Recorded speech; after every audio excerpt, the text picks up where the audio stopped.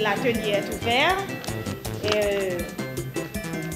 Le ministère a fait de la santé de la reproduction la porte d'entrée de son système et l'une des obligations pour rendre fonctionnelle cette porte d'entrée, c'est d'assurer la disponibilité des intrants. À cet effet, nous visons tous à éviter avant tout la rupture des stocks qui pourraient être délétères à la mise en place des activités.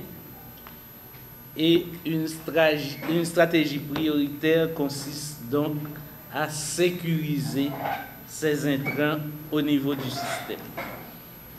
Les grands objectifs visés aujourd'hui seront donc de revoir avec les partenaires de terrain le circuit d'approvisionnement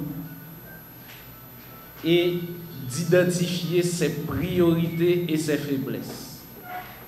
En termes de résultats attendus, nous espérons qu'à la fin de cette journée, nous aurons un plan bien ficelé qui nous évitera cette possibilité de rupture de stock, car l'enquête vous le montrera très souvent, c'est un terme inapproprié parce que les intrants peuvent ne pas être disponibles au niveau du centre de prestation alors qu'ils sont disponibles au niveau de la structure d'approvisionnement départementale. Nous espérons donc que le fruit de vos discussions d'aujourd'hui permettra de rétablir ce circuit dans sa pleine fonctionnalité. Depuis 2006, les responsables du ministère de la Santé ainsi que ses partenaires ont manifesté une velléité patente dans le domaine de la santé de la reproduction en vue d'améliorer l'accès aux services et intrants de qualité. 3 grandes observations confirment cette volonté. Premièrement, les partenaires importants s'engagent à mettre en œuvre les résultats de plusieurs études et évaluations, ainsi que les protocoles et politiques existants. Deuxièmement, il y a eu la création d'un comité pour l'établissement d'un réseau national de distribution des intrants, constitué des membres clés du secteur public. Troisièmement, il y a eu la promotion par le gouvernement d'une politique de gratuité des services de PF et des services de soins, des services maternaux-infantiles, dans le but de réduire les charges pour les personnes les plus vulnérables.